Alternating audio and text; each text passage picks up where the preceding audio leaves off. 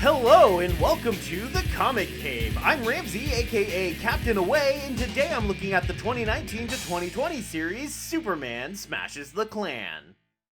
In 1938, Superman made his debut on the cover of Action Comics #1, an event that's universally agreed to mark the beginning of the golden age of comic books and completely redefined the medium forever. I can't overstate the success of the character. He is among the most iconic and recognizable figures the world over and, dare I say it, America's most beloved immigrant in all history. Because Superman's story is an immigrant story. Much has been written and discussed about how his own history of being sent away from a devastated Krypton to come to make a living for himself in America reflects the past of his Jewish creators Jerry Siegel and Joe Shuster, whose parents had fled Europe in fear of growing anti-Semitism. So it should probably come as no surprise that Superman spent much of his early years fighting Nazis and other fascists in Europe, making him also quite possibly America's most beloved anti-fascist of all time. Or Antifa, if you will. Although I'm not sure he's ever punched Hitler in the face, so, you know,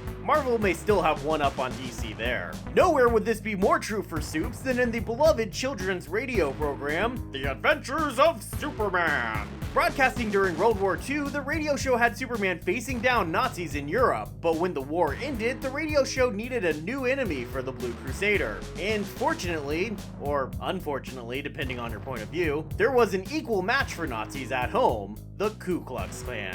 So the Adventures of Superman creators developed the Superman Smashes the Klan 16-part story for their radio audiences, where Superman struck back against the Klan of the Fiery Cross, the show's stand-in for the KKK, after they attempted to scare away a Chinese-American family that had recently moved to Metropolis. Thanks to the Internet Archive, that radio show has been preserved and you can listen to it for yourself. I'll provide a link down in the comments for anyone interested. And let me say, you should listen to it because it's really something. Flash forward 70 years and you have comics writer Gene Luen Yang making a name for himself with such titles as American Born Chinese, the Avatar The Last Airbender extended series, and even some work on Superman titles, particularly 10 issues of the New 52 run, and a title called New Superman featuring a Chinese Superman. Yang decided to revisit the classic radio story with a graphic novel adaptation that updates the story some, but surprisingly little. So let's see what spin he puts on it and take this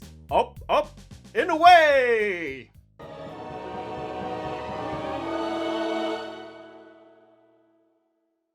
The comic opens on the Atom Man, ready to smash lousy American scum, starting with the Metropolis Dam and all its damming of good American water, damn it. But Lois Lane and Jimmy Olsen show up all like, "Excuse me, do you mind if I just distract you for a moment?"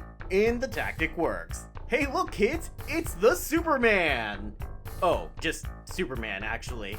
Sorry about that, big S. Atom Man is one of the various Nazi opponents Superman faced on the Adventures radio show before his Klan adventure, so fitting he faces him at the beginning here as well. Atom Man was an experimental super soldier created by Nazi scientists, but they still didn't manage to make him a match for Supes, and following his quick defeat, Superman pulls off his swastika to discover his power source is a weird glowing green rock. The rock makes Superman feel sick, because as fans know, this is kryptonite, duh. But this comic is set in 1946, a revised new start to Superman's career, and he doesn't yet know what kryptonite is. Superman also doesn't seem to have the full range of his powers yet, as we see him throw a rock to bring Atom Man down instead of flying up to get him, and when he leaves the scene, he runs along power lines because, apparently, he can't fly. This is actually a nice nod to his relatively limited abilities in the early days of his comics. While always a match for his name, Lois and Jimmy's description of his powers here more closely match his first several appearances. It was actually the second serial of the radio show that would introduce the concept of Superman flying instead of just leaping around really far, also inventing his famous up and away catchphrase. However, since the show started on using Superman's actual powers, it began with the now famous "able to leap tall buildings in a single bound" line that stuck despite the fact that he would spend the rest of the show flying. Was any of that important information? Absolutely not, and you're welcome. Superman isn't the only focus of this story though, and we quickly cut to the Lee family, who were the victims of the inciting incident in the radio show. There, they were only extremely minor characters used to introduce the villains of the episode before it quickly moved away from them to the main plot of Superman fighting the Klan and saving his supporting cast of characters from harm. Here, they play a much bigger role, particularly focusing on the daughter, Lon Shin, who will go by the Americanized name of Roberta, despite not being considered important enough to be named at all in the original radio broadcast. The Lee family is moving from Metropolis into Metropolis. I'm still not sure how that works. They were originally living in Chinatown, which I guess was too much on the outskirts of the city to be considered part of it, even though their new neighborhood looks to be pretty suburban to me. Oh well. The Lees have barely reached their new home when they're welcomed to the neighborhood by Dr. Lee's new boss and coworker from his new job at the Metropolis Health Department. Dr. Jennings here is full of not-so microaggressions, seeming to be fairly resentful of the nice things Dr. Lee has now thanks to his new position. And even though he offers them pie, he feels the need to point out it's not made of dog.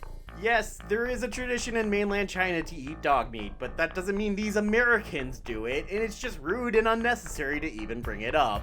I'm sure this guy won't totally turn out to be a member of some hate-mongering group that tries to get rid of this family.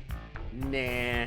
Dr. Wilson, his boss, seems to be a much nicer man, even bringing Dr. Lee his lab coat so he can officially induct him into his new job a day early. Aw, gee willikers, that's swell. Oh. Sorry, I think listening to the radio show has really messed with my vocabulary.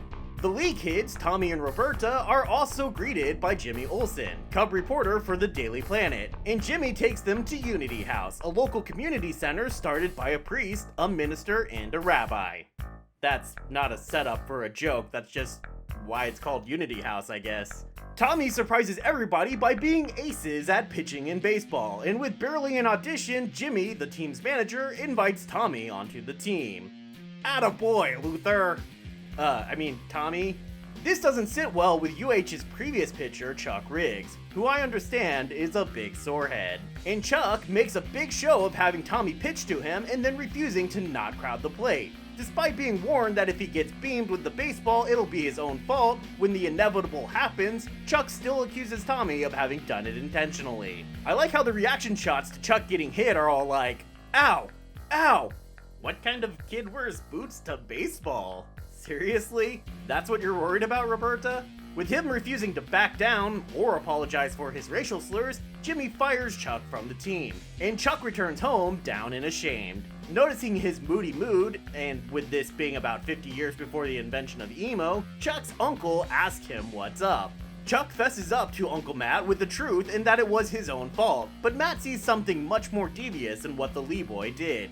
First the police department, then the health department, now a kid's baseball team? What is this city coming to? Oh right, the police department. In this universe, Police Chief Henderson is a black man, as we saw at the beginning of the story, which sadly seems like the most unrealistic part of this 1946 Metropolis. And yeah, that's including the man in blue pajamas running around at super speeds on telephone wires. Seeing this as a learning opportunity, Matt Riggs brings his nephew to a meeting of the Clan of the Fiery Cross that night, which I guess makes them the KFK, and that makes me kinda want chicken for some reason. Anyway, the Kefka believe in one race, one color, and one religion. Although if they can't even pick a single color for their robes, I don't know how they're planning to manage it with people. The purple robes signify that Matt is the Grand Scorpion, most likely the equivalent of a Grand Dragon, making him probably the clan leader for all of the great state of that Metropolis is located in. Excuse me, got a tickle. After a ceremony officially making Chuck one of them, they cap off the night with a good old-fashioned cross burning. Aw, but did you have to do it right on the Lee's lawn? Now they're going to have to clean up after you. That's just rude. Matt also tries to get Chuck to throw a bomb into the Lee's house, but suddenly the Unity House's star pitcher can't seem to aim, and he critically misses and almost blows up the clan members instead. No, don't. That would be terrible. Oh, and it looks like he forgot to take off his little red booties, and somebody noticed. Ruh-roh. The attack doesn't have the desired effect of scaring the Lees into leaving. In fact, after it means getting to meet both Lois Lane and Clark Kent from the Daily Planet, Roberta is all the more determined to stay. So the Klan tries another tactic, kidnapping Tommy Lee right off his own street, with the goal of taking him to tar and feather him. Tommy manages to get away with a sweet sucker punch, but in escaping he breaks his arm and then falls into a river. When Tommy doesn't come home, Roberta goes and seeks help from Jimmy Olsen, inadvertently alerting Clark Kent as well. The two kids then go find Chuck Riggs, since Roberta is certain her bro's been kidnapped, and since Chuck's red Chucks have given away that he has insider knowledge of the Klan. Chuck don't like her accusations though and tells them to get off his lawn. Well, maybe they'd listen if you weren't saying it with a baseball bat, Chuck. Chuck is prevented from making a big mistake thanks to the sudden appearance of Superman! Hey kids, it's Superman! Yay! Did you remember this was a Superman comic? Because I didn't. Soups convinces Chuck to help since, you know, he's a big fan and all, and he takes Chuck and Roberta to go Tommy hunting. Superman just barely manages to save the boy's life from drowning thanks to the sudden appearance of these weird aliens claiming to be his parents, who explain to him that he has X-ray vision. I'm not entirely sure how they know, though. Despite my critical joke about him being out of the comic for so long, much of the time actually has been spent with Superman interacting with his alien parents, but not wanting to for fear that it means he's going insane. They want to know why he's holding back his powers, and apparently it's because an incident from when he was a kid. It seems that one day he and his best pal were reading comics when some local bullies decided to pick on them. Little Clark got upset enough that his powers kicked in for the first time, and he floated and shot lasers from his eyes. The bullies' mother declared Clark to be demonically possessed, and Clark became so worried about it being true, or that he was maybe even something worse, and decides to hide his powers from then on. Clark is still inspired to become a superhero by, of all things, a circus. I wonder if those acrobats are the Flying Graysons. Only Clark seems to realize that the surly ticket taker is also the circus strongman, but when the night storm catches the big tent on fire, it's Clark's strength that ends up saving the day. The strongman thanks Clark and explains the secret of the flashy costume disguise, which inspires Superman into his own outfit. Anyway, back in the main story, the Klan has yet to give up their intimidation tactics and attempt to bomb the Unity House.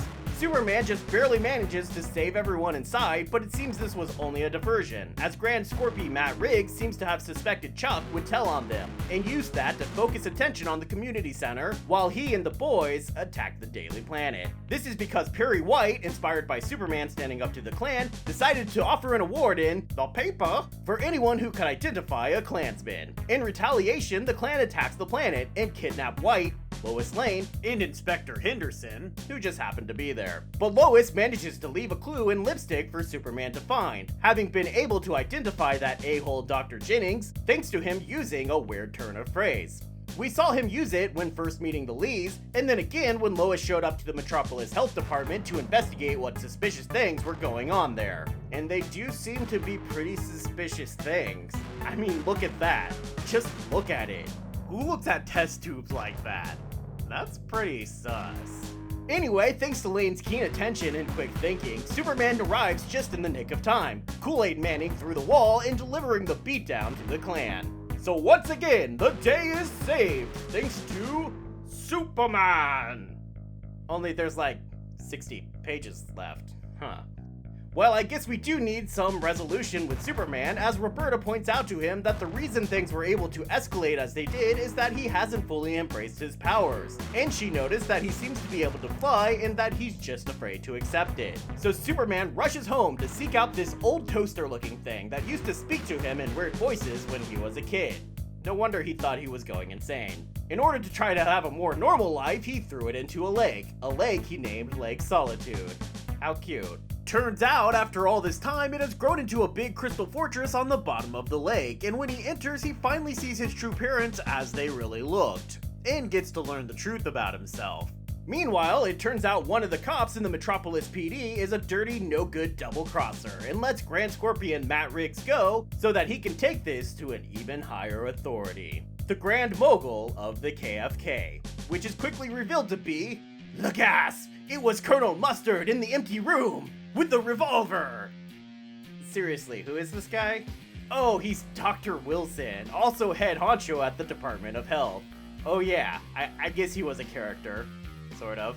In a conversation that's surprisingly almost word for word with one from the radio show, Wilson reveals that the heads of the Klan know that this whole one race, one religion nonsense is garbage. And it's really always been about money, and he thinks Riggs is an idiot for buying what he's selling. We also learn that Wilson was at the Metropolis Dam during the opening and saw Superman react to the kryptonite, and quickly realized both that Superman had to be an alien and that he could develop kryptonite-based weapons to fight Superman. Despite learning the Klan isn't the organization he thought it was, Riggs doesn't give up, but instead doubles down, declaring Wilson a traitor and killing him, then stealing some weapons to take and attack the Unity's house latest baseball game. I have to say, Matt Riggs' conviction towards racism and his nephew Chuck Riggs' redemption arc from angry potential future Klan member to more open-minded, understanding, and friendly ally are some of the most interesting parts of both the comic and the original radio show. And fittingly, the two play their parts out almost exactly the same in both. One thing that isn't expanded on in either story is how Chuck is living with his mom and his uncle. Remember, this is following World War II,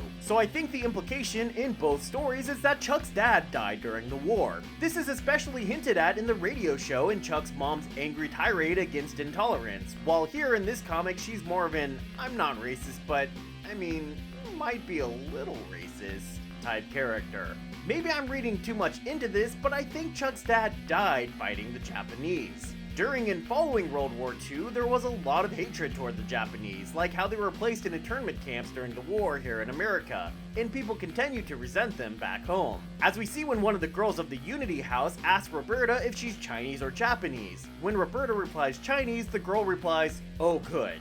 I think the underlying message there is, thank God you're not one of those Japs. I think the Riggs family may all feel that to a bit of an extreme thanks to Chuck's papa having been killed by the Japanese, so that resentment gets doubled and burns bitter fuel for their hatreds. Again, it's not directly stated in either story what happened to Chuck's dad, and I really may be reading too much into it, but I think it leads to interesting motivations for all three characters and gives them a humanizing, subtle depth that really builds on the different ways hatreds and resentment can grow and shape inside a person.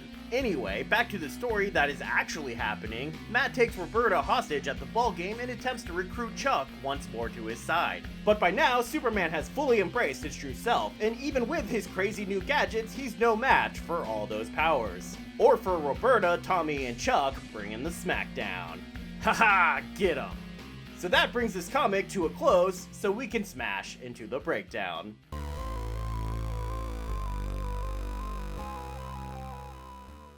Again, it's helpful to compare this to the radio show. That show was about a bunch of white saviors standing up to a group of racists with a lot of big speeches about how it's wrong to hate and divide people. It's surprisingly well made and it certainly gets its point across, but it definitely lacks subtlety and is, ironically, a little racist despite its good intentions. This comic, on the other hand, is all about subtlety and reversing the white savior narrative. Something we get here that the radio show didn't even consider was the fact that Superman himself is an outsider. Superman isn't a white American, he just looks like one and so has been able to blend in, but doing so kept him from being the person he was meant to be. At the end, when he's embraced who he is, he's become a little too other for everyone's liking, and there's even some confusion among the people as to who the real enemy is for a moment. The Klan member, or the alien. Similarly, the Lees attempt to blend in, like how Tommy is willing to make fun of his otherness, or how Dr. Lee repeatedly gets after his wife to speak in English whenever she speaks in Cantonese. With the notable exception of after the cross has been burned and they're considering leaving, his lack of demanding she speak English shows he's beginning to give up on the hope of fitting in. It's great because while it might be tempting or cathartic to just have Superman punch Hitler in the face and solve all their problems, in the end it wouldn't mean anything unless something changed in people's hearts and minds. Which is why it's important that everyone,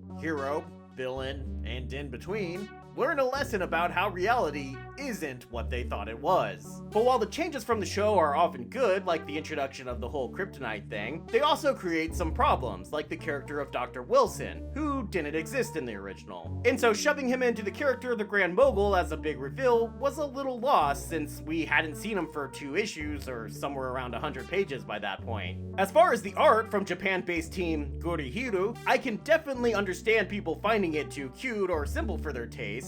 I mean, I almost do, but I just think it looks great and fits the story very well. So I'm giving this series a recommendation level of very high.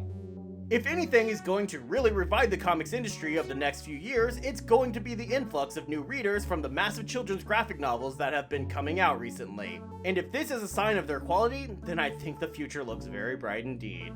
The collected edition gets one Superman S logo, which, I mean, is a good thing, of course. Although I'll admit that's being a little generous. There's only one bonus feature, but it's a pretty good one, detailing the history of the KKK, Superman, and his creation, and Gene Yuen Lang's own history. Combine that with a good story and some great art, and yeah, I do think it's a collection worth picking up.